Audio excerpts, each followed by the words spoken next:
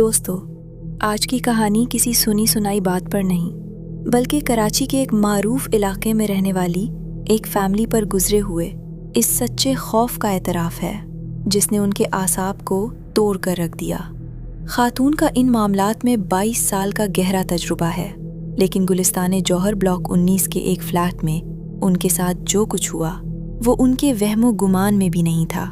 ایک ایسا فلیٹ جہاں خوشیاں دکھوں میں بدل گئیں، جہاں معصوم بچوں کو نادیدہ ہاتھوں نے نشانہ بنایا، اور جہاں ایک بدروح نے اپنا ایسا نشان چھوڑا جو آج بھی گواہ ہے کہ ہم اس دنیا میں اکیلے نہیں ہیں۔ آئیے سنتے ہیں ان کی آپ بیتی انہی کے الفاظ میں۔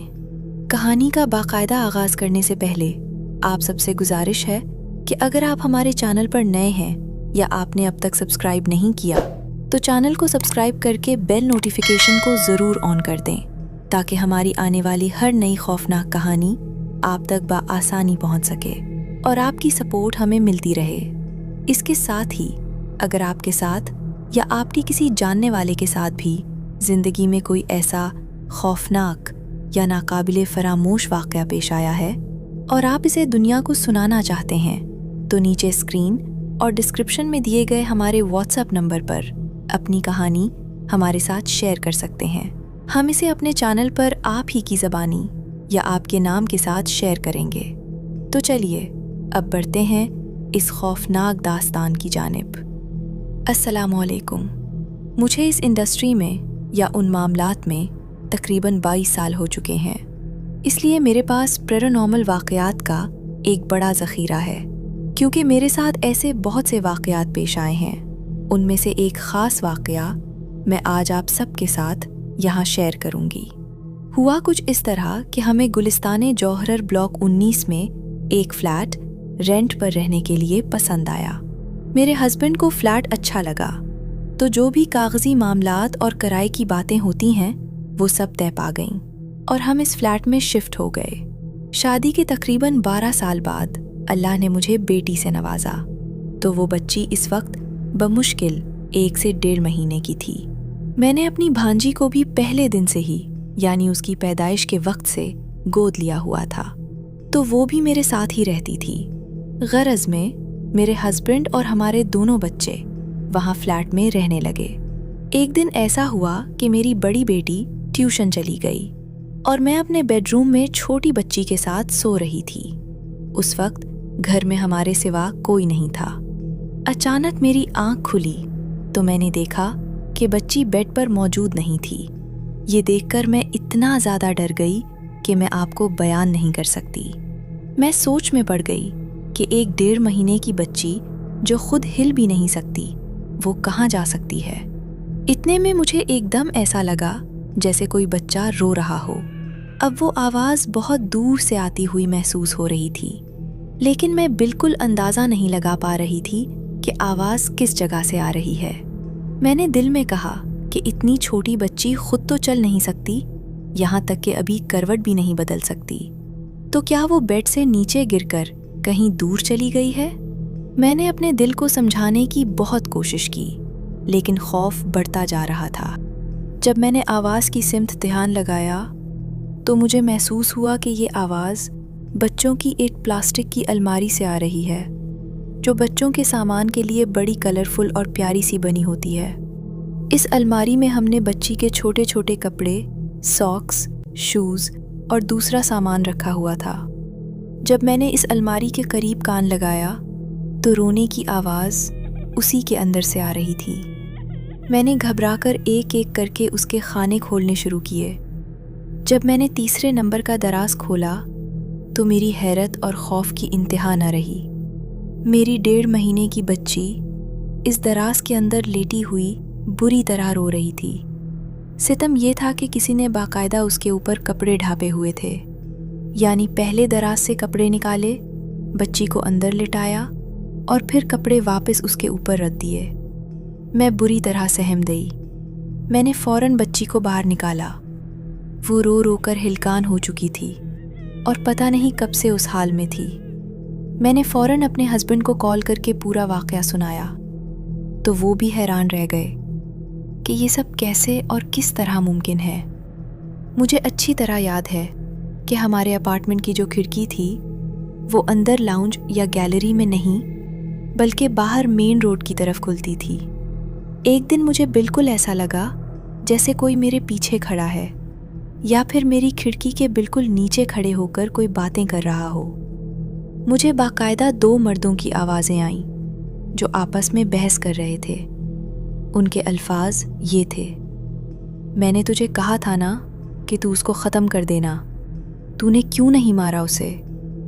میں نے تجھے کہا تھا نا اس کو مار دینا، کیوں نہیں مارا تو نے؟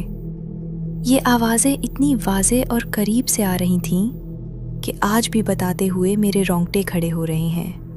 میں فوراً اٹھی اور اپنے آس پاس دیکھا، پھر کھڑکی سے نیچے جھانک کر دیکھا تو آپ یقین کریں دور دور تک کوئی انسان موجود نہیں تھا۔ جو لوگ گلستان جوہر بلاک 19 سے واقف ہیں انہیں اندازہ ہوگا کہ وہاں رات میں کتنا ہولناک سناٹا ہو جاتا ہے۔ دور تک کوئی پرندہ بھی پر نہیں مارتا۔ میں خوف سے پاگل ہونے لگی کہ آخر یہ کیا ماجرا ہے۔ اس واقعے کے بعد تو جیسے ہمارے حالات ہی بدل گئے۔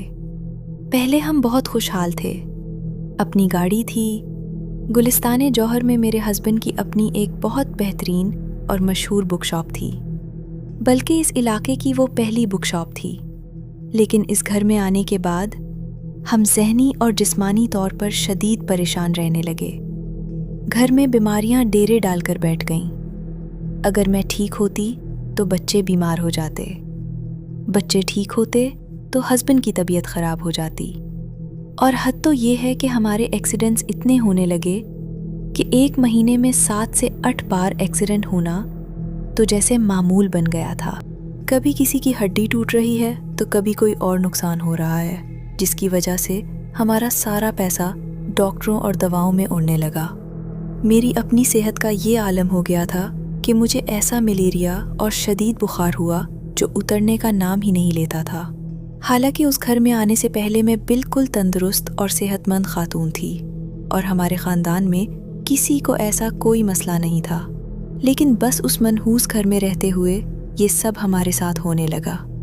ایک دن صبح کا وقت تھا، بڑی بیٹی اسکول گئی ہوئی تھی اور میں نے کپڑے دھونے کے لیے واشنگ مشین لگائی ہوئی تھی۔ مشین کے بالکل برابر میں پانی کی 2 بالٹیاں بھر کر رکھی ہوئی تھیں۔ اتنے میں ہماری برابر والی پڑوسن کسی کام کے سلسلے میں آئی۔ میں مشین چھوڑ کر اس کی بات سننے کے لیے تھوڑی دیر کے لیے باہر گئی، جبکہ میری چھوٹی بیٹی اسی لانڈری روم میں، جسے میں نے کپڑے دھونے اور استری کرنے کے لیے مختص کیا ہوا تھا، موجود تھی۔ اچانک مجھے اندر سے ایک عجیب سی آواز آئی۔ میں نے سوچا یہ کیسی آواز ہے؟ میں فوراً آگے بڑھی اور جو منظر دیکھا اس نے میرے ہوش اڑا دیے۔ میری ننھی بیٹی کو باقاعدہ ایسا لگ رہا تھا جیسے کسی نے دونوں پاؤں سے اوپر کی طرف پکڑا ہوا ہو اور اس کا سر بالٹی کے پانی کے اندر ڈبو رکھا ہو۔ دیکھیں، عام طور پر اگر کوئی بچہ خود بالٹی میں گرتا ہے تو وہ نیچے کی طرف اوندھا گرتا ہے اور بچاؤ کے لیے اپنے ہاتھ پیر چلاتا ہے، لیکن وہ بچی ہاتھ پیر نہیں چلا رہی تھی، بلکہ اس کے دونوں پاؤں فضا میں بالکل جڑے ہوئے تھے، جیسے کسی نے انہیں مضبوطی سے تھام رکھا ہو، اور اس کا سر پانی کی سطح کے بالکل برابر ڈبوا دیا گیا تھا، جبکہ سر بالٹی کے پیندے سے بھی نہیں لگ رہا تھا، ورنہ اگر وہ خود گری ہوتی تو پاؤں لازمی چلاتی۔ میری آنکھوں کے سامنے جیسے ہی وہ نادیدہ گرفت چھوٹی بچی بالٹی کے اندر گری اور اس نے تڑپ کر ہاتھ پاؤں چلانا شروع کیے۔ میں نے فوراً اسے باہر نکالا اور خوف کے مارے چیخیں مارتی ہوئی باہر بھاگی۔ میری آواز سن کر کئی پڑوسی جمع ہو گئے۔ جب میں نے انہیں بتایا کہ بچی بالٹی میں اس طرح ڈوبی ہوئی تھی تو انہوں نے ہمیشہ کی طرح نصیحتیں شروع کر دی کہ گھر میں چھوٹی بچی ہے، آپ کو بالٹی بھر کر نہیں رکھنی چاہیے۔ لیکن میں دل ہی دل میں جانتی تھی کہ وہ بچی خود سے نہیں گری تھی، کیونکہ اس کے پاؤں ہوا میں بالکل جڑے ہوئے تھے اور سر پانی کے اندر معلق تھا۔ یہ میں نے خود اپنی آنکھوں سے دیکھا تھا۔ اس واقعے نے مجھے اندر سے توڑ دیا۔ میں نے فوراً اپنے ہسبینڈ کو کال کر کے بلایا۔ وہ بھی پریشان ہو گئے کہ آخر ہماری بچی کے ساتھ یہ کیا معاملات ہو رہے ہیں۔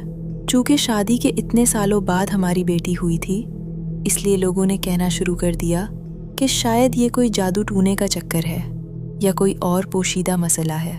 एक रात का जिक्र है, मैं, मेरे हस्बैंड और बच्चे सब कमरे में बैठे बातें कर रहे थे। जैसे ही हम सब बात करते करते एक लम्हे के लिए खामोश हुए तो अचानक खिड़की के शीशे से एक अजीब सी आवाज़ आई, जैसे कोई शीशे पर उंगलियां मारकर श्श श्श करके हमें अपनी तरफ बुला रहा हो। हम सब ने वो आवाज़ सुनी। अब जब हम खामोश होते, वो शीशे पर टक टक करके बुलाने की आवाज़ दोबारा शुरू हो जाती, जैसे कोई बाहर से हमें झांक कर देख रहा हो। ये छोटे छोटे वाक़यात रोज़ का मामूल बन चुके थे। अब हमने पक्का इरादा कर लिया कि हम इस फ्लैट को छोड़ देंगे और यहाँ से किसी भी तरह निकल जाएंगे। हमने जैसे तैसे करके पैसों का बंदोबस्त भी कर लिया। आपको अंदाज़ा होगा कि गुलिस्तान जौहर में कोई भी फ्लैट रेंट पर लेने के लिए कम से कम 2 से 2.5 लाख रुपए एडवांस देना पड़ता है। हमने वो रकम अरेंज कर ली क्योंकि हम दूसरे महीने से ही इस घर को छोड़ने का सोच रहे थे। लेकिन आप यकीन करें, हम चाहने के बावजूद इस घर से निकल नहीं पा रहे थे। कोई ना कोई रुकावट आ जाती थी। एक दिन मगरिब के वक्त मैं बच्चों को लेकर बाहर जा रही थी और लाउंज का दरवाज़ा लॉक कर रही थी तो मेरी बड़ी बेटी ने अचानक मुझसे पूछा, मामा, हमारे घर में कोई अंकल रहते हैं क्या? मैंने कहा, नहीं बेटा, कौन से अंकल?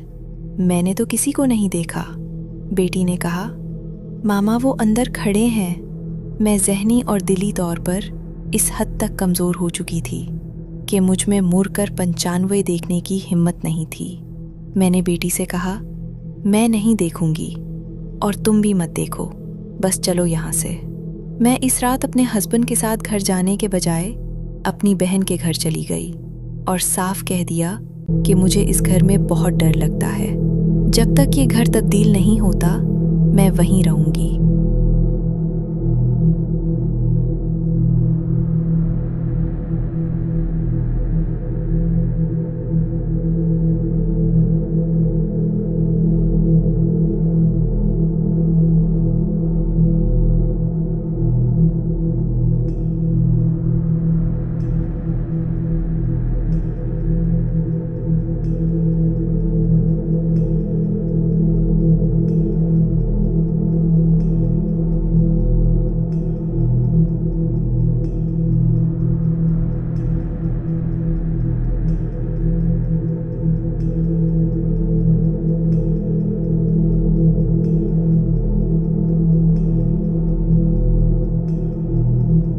इस दौरान एक अजीब वाक़या पेश आया। मुमताज़ साहब, हमारे बराबर वाले फ्लैट में एक फैमिली रहती थी। वो बहुत अच्छे और शरीफ लोग थे, लेकिन उनकी बेगम बहुत पर्दादार थी और किसी से मिलती जुलती नहीं थी। उनका किसी के घर आना जा नहीं था। बस कभी राह चलते मुलाकात हो जाती तो सलाम दुआ हो जाती थी। उसके अलावा कोई बातचीत नहीं थी। एक दिन मेरी तबीयत बहुत ज़्यादा ख़राब हो गई। मुझे 103 और 104 डिग्री शदीद बुखार था और मैं निढाल लेटी हुई थी। घर का कोई काम नहीं हो पा रहा था। अचानक मेरी बेटी ने आकर कहा, मामा, वो बराबर वाली आंटी आपको देखने आई हैं। मुझे बहुत हैरत हुई कि जो खातून 3.5 सालों में कभी मेरे घर नहीं आई, वो आज कैसे आ गई। मैंने उन्हें लाउंज में बिठाया। शायद उन्हें किसी से मालूम हुआ होगा कि मेरी तबीयत ख़राब है। जब मैंने उनसे बातचीत शुरू की तो उन्होंने मुझसे कहा, बहन, आप यकीनन हैरान हो रही होंगी कि मैं जो कभी किसी के घर नहीं जाती, आज आपके घर कैसे आ गई। मैं यहाँ पिछले 11 सालों से रह रही हूँ और पिछले कुछ अरसे से आपकी फैमिली के हालात और यहाँ से आने वाली आवाज़ें सुन रही थी। मुझसे अब रहा नहीं गया, इसलिए मैं आपको एक हकीकत बताने आई हूँ। आप जिस फ्लैट में रह रही हैं, यहाँ आपसे पहले 3 फैमिलीज आकर रह चुकी हैं और आप चौथी फैमिली हैं। यहाँ जो भी फैमिली आती है उसके साथ कोई ना कोई बड़ा हादसा या किसी की मौत वाक़ई हो जाती है। उन्होंने बताया कि एक फैमिली के 3 बेटे थे, जिनमें से एक का यहाँ बेरहमी से मर्डर हो गया था। उसके बाद एक बुजुर्ग कपल, अंकल आंटी, यहाँ रहने आए, जिनके बच्चे बैरूने मुल्क थे। यहाँ रहते हुए आंटी की अचानक डेथ हो गई। फिर एक और फैमिली आई तो उनके जवान बेटे ने हालात से दिल बर्दाश्ता होकर उसी घर के पंखे से लटक कर खुदकुशी कर ली। जब मैंने ये सब सुना तो मेरे पांव तले से ज़मीन निकल गई। मैंने कांपते हुए कहा, भाभी, आपने ये बातें मुझे पहले क्यों नहीं बताईं?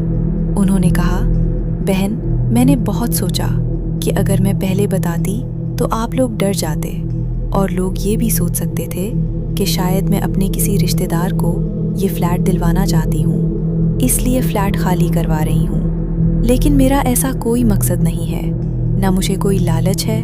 मैं तो बस एक इंसानी हमदर्दी के तहत आपको मुखलिसाना मशवरा देते आई हूँ कि जितनी जल्दी हो सके आप लोग ये फ्लैट छोड़ दें और यहाँ से निकल जाएं। जब मेरे हस्बैंड शाम को घर आए तो मैंने उन्हें बराबर वाली खातून की सारी बातें बताईं, जिसके बाद वो भी शदीद सोच में पड़ गए, क्योंकि वो खुद भी उन सारे हालात को देख रहे थे। उसके बाद भी हमने वहाँ से निकलने की कोशिशें जारी रखीं, लेकिन वो बदरूही हमें इतनी आसानी से छोड़ने को तैयार नहीं थी। हर 1-2 दिन बाद घर में कोई ना कोई नया वाक़या हो जाता था। पूरा हफ्ता कभी सुकून से नहीं गुजरा। एक दिन मैं बेडरूम में ड्रेसिंग टेबल का शीशा साफ कर रही थी। अचानक मुझे शीशे के अंदर अपने बिल्कुल पीछे एक 12 या 13 साल की बच्ची खड़ी हुई नजर आई। उसने एक मुकम्मल घेर वाला फ्रॉक पहना हुआ था, लेकिन नीचे ट्राउज़र या शलवार नहीं थी। चूँकि मैं खुद शलवार कमीज़ पहने खड़ी थी, इसलिए शीशे में उसके फ्रॉक का अक्स मुझे बिल्कुल वाज़े महसूस हो रहा था। मैंने हैरत से शीशे में देखा, हालांकि शीशा बिल्कुल साफ था, लेकिन उस बच्ची का चेहरा इंतहाई धुंधला और गायब सा था। बस उसके फ्रॉक का गहरा हरा रंग मुझे आज भी अच्छी तरह याद है। जैसे ही मैंने घबराकर पीछे पलटकर देखा तो वहाँ कोई नहीं था। मैं उस वक्त खौफ के मारे भागकर अपनी पड़ोसन के पास जाकर बैठ गई और रोते हुए कहा, मुझे बताओ मैं क्या करूं? हम यहाँ से निकलना चाहते हैं, लेकिन निकल नहीं पा रहे। मैं शदीद ज़हनी अज़ियत का शिकार हो चुकी थी, लेकिन जाहिर है इंसान किसी दूसरे के घर बच्चों को लेकर कब तक बैठ सकता है। 2-4 दिन तो अच्छे लगते हैं, लेकिन फिर अपने घर के मामलात आड़े आ जाते हैं। एक दफ़ा का जिक्र है कि मेरे हस्बैंड को भी अलमारी के ऊपर एक साया-नुमा आदमी बैठा हुआ नज़र आया।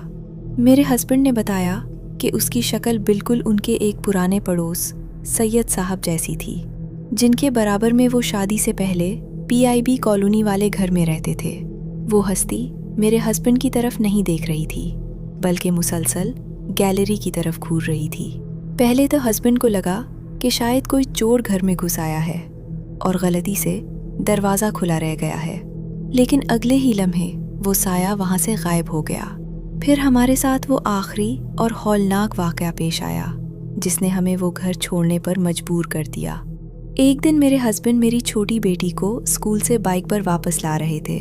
वो बाइक पर पीछे बैठी हुई थी कि अचानक उसका पाँव बाइक के चलते हुए व्हील के अंदर आ गया। व्हील में पाँव इस तरह फंसा कि उसकी आधी एड़ी कटकर पता नहीं कहाँ गिर गई। मौजिज़ा देखें कि बच्ची का जूता बिल्कुल सही सलामत था। जूते को एक खराश तक नहीं आई थी, लेकिन उसके अंदर मौजूद पाँव की एड़ी आधी कट चुकी थी। अगर आप कहेंगे तो मैं अपनी बेटी के इस ज़ख्म की पिक्चर भी आपको सेंड कर दूंगी। अब इस वाक़े को 4 साल हो चुके हैं और हम वो घर छोड़ चुके हैं, लेकिन आज भी अगर कोई मेरी बेटी का पाँव देखता है तो पूछता है कि ये इतना बड़ा ज़ख्म कैसे लगा था। जब वो हादसा हुआ तो मेरी बेटी दर्द और सदमे से बेहोश हो गई और उसने अपना सर बाइक की टिंकी पर रख दिया। तब जाकर मेरे हस्बैंड को अंदाज़ा हुआ कि पीछे कुछ हुआ है, वरना वो समझे कि शायद ट्रैफिक के शोर की वजह से उन्हें आवाज़ नहीं आई, क्योंकि स्कूल की छुट्टी के वक्त सड़कों पर शदीद रश होता है। वो फ़ौरन बच्ची को खून में लथपथ हालत में लेकर हॉस्पिटल भागे और मुझे कॉल की कि तुम भी फ़ौरन हॉस्पिटल पहुँचो। जब मैं हॉस्पिटल पहुँची तो बच्ची की तकलीफ़ देखकर मेरा कलेजा मुंह को आ गया। वो बहुत छोटी थी, क्योंकि हमने बहुत कम उम्री में ही उसका स्कूल में एडमिशन करवा दिया था। वो दर्द से माँ माँ पुकार कर रो रही थी और हॉस्पिटल के अमले समेत हर कोई परेशान था। सबसे अजीब बात ये थी कि मेरी बच्ची के पाँव पर जो चोट लगी थी, उसका ज़ख्म बिल्कुल एक हंसते हुए इंसानी चेहरे की मानंद बना हुआ था। उस ज़ख्म में बाकायदा 2 आँखें थीं, नाक के 2 नथनों की तरह 2 गहरे गड्ढे थे और होंठों की शेप बिल्कुल ऐसी थी जैसे कोई खिलखिलाकर हंसता है तो होंठ फैल जाते हैं। ऊपर वाले होंठ और अंदरूनी मुंह की जगह पूरा एक गहरा गड्ढा बना हुआ था, जिसे देखकर हॉस्पिटल में मौजूद कई लोगों ने कहा कि ये कोई आम जख्म नहीं बल्कि एक वाज़े इंसानी चेहरा बना हुआ है। बस वो दिन था और आज का दिन है। मैंने हॉस्पिटल में ही खड़े होकर अपने हस्बैंड से साफ कह दिया कि अब मैं इस फ्लैट में एक लम्हे के लिए भी कदम नहीं रखूंगी। मैं यहाँ से सीधी अपने वालिद के घर जा रही हूँ। अब आप जब नया घर ले लेंगे मैं तभी आपके साथ जाऊंगी। अब बस बहुत हो गया। मैंने बहुत कुछ बर्दाश्त कर लिया, लेकिन अब बात बच्चों की जान पर आ गई है। अब मैं मज़ीद एक पल भी वहाँ नहीं रहूँगी। बहरहाल मेरे मियाँ ने जैसे तैसे करके फौरी तौर पर वो फ्लैट तब्दील किया और तब जाकर हमारी जान में जान आई। वो घर किसी सूरत हमारी जान नहीं छोड़ रहा था। उस घर में 100% कोई शैतानी मामलात और बदरूहों का डेरा था, जिसका अंदाज़ा मुझे पड़ोसन की बातों से भी हो गया था।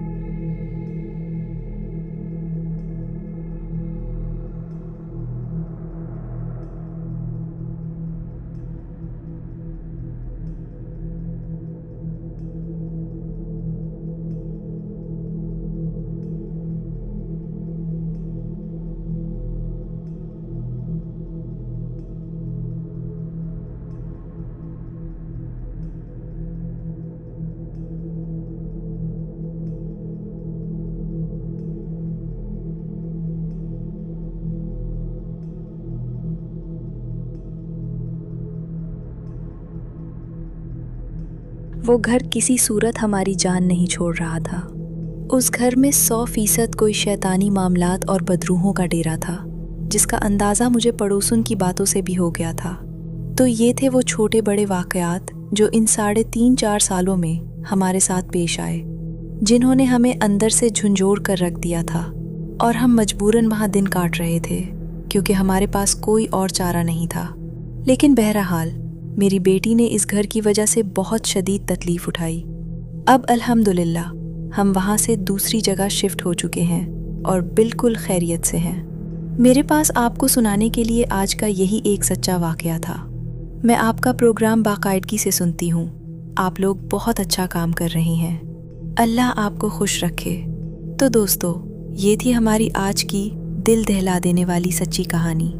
गुलिस्तान जौहर के इस फ्लैट का ये वाक़या हमें ये सोचने पर मजबूर कर देता है कि हमारे आसपास एक ऐसी दुनिया भी मौजूद है जिससे हम बिल्कुल बेखबर हैं। जी दोस्तों, कैसी लगी आपको आज की ये स्टोरी? कमेंट बॉक्स में अपनी कीमती राय का इजहार ज़रूर कीजिएगा, क्योंकि आपके कमेंट्स हमारी हौसला अफजाई करते हैं। अगर आपको ये कहानी पसंद आई हो तो वीडियो को लाइक और अपने दोस्तों के साथ शेयर करना मत भूलिएगा। एक बार फिर याद दिलाती चलूँ कि अगर आपके पास भी कोई ऐसी ही सच्ची और खौफनाक आप बीती है जिसे आप हमारे प्लेटफॉर्म के ज़रिए दूसरों तक पहुंचाना चाहते हैं, तो नीचे डिस्क्रिप्शन में मौजूद हमारे व्हाट्सएप नंबर पर हमसे राब्ता कर सकते हैं। अपना और अपने घर वालों का बहुत सा ख्याल रखिएगा और मुझे और मेरी फैमिली को भी अपनी खुसूसी दुआओं में याद रखिएगा। अल्लाह ने चाहा तो बहुत जल्द मुलाकात होगी एक और नई सच्ची और हौलनाक कहानी के साथ। तब तक के लिए अल्लाह हाफिज़।